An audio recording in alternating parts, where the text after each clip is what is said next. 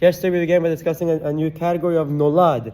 We explained a Nolad, something that comes into existence on Shabbat, has the status of Muktzeh, and it's considered Nolad. The example in the Gemara is an egg that was laid on Shabbat. Now, how does this tie into more practical things? The Halakha talks about, after introducing Nolad, it gets to the Halachot of, well, how do we view and treat rain and snow on Shabbat?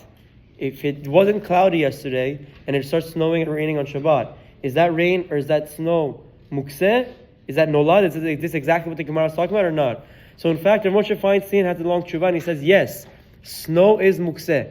And it's a relative chidush, but he believes that snow is Muktzeh, which has a lot of ramifications of shoveling, of walking, of obviously making snowballs, which is a separate problem completely. But according to Rav Moshe Feinstein, snow is Muktzeh. However, Rabbi Haim vehemently disagrees. He says he doesn't understand Rav Moshe Feinstein at all. He brings the Gemara from a second Eruvin that discusses how the water is already existing in the sky, and from there he wants to derive that it's not considered Nolad, it was already there. And Ovadia as well, Rabbi Haim and Ovadia agree as well. Geshamim shardu b'Shabbat enam begeder Nolad v'en alem Torah Muktzeh. Rain that falls on Shabbat is not considered Nolad and not considered Muktzeh.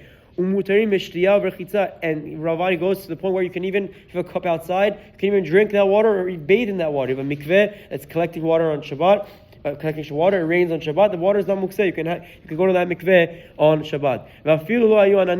Even if there were no clouds from yesterday, mutarim, they're permitted. Similarly, Ravadi writes that snow that fell on Shabbat is not mukseh either. Again, this could be practical in upcoming weeks, hopefully it is not. Therefore, if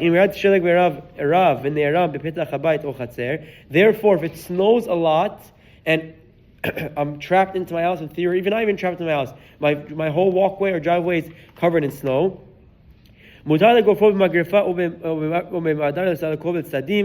permitted to use some sort of shovel or broom to push away the snow and make a pathway for yourself on Shabbat and push it to the side. So you have a place to get into your house and get out of your house. We're not scared they're going to be straight hitting any holes, especially when the floor is tiled.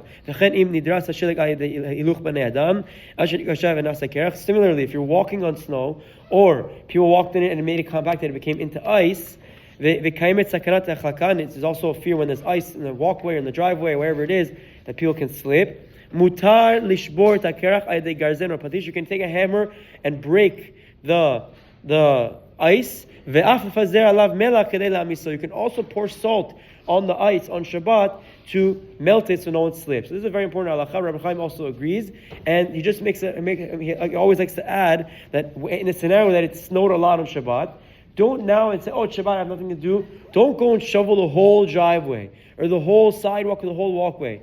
That's not proper. It could be a problem of uvin dechol. He says it's not mukseh like Rav Ovadia, but be mindful that it's still Shabbat. If you need to make a path to get to Kanisa, make a small path and do the rest of your shoveling after Shabbat. Don't now come and clean your whole driveway. You don't need your whole driveway. Your car is not going anywhere. Make a walkway for yourself. If you need to clean the sidewalk by law, you could as well if you need to. But that's what Rabbi Haim says. Don't go excessive when cleaning the street from the snow on Shabbat. Do just enough that you can allow you to get in and get out on Shabbat. Have a wonderful day.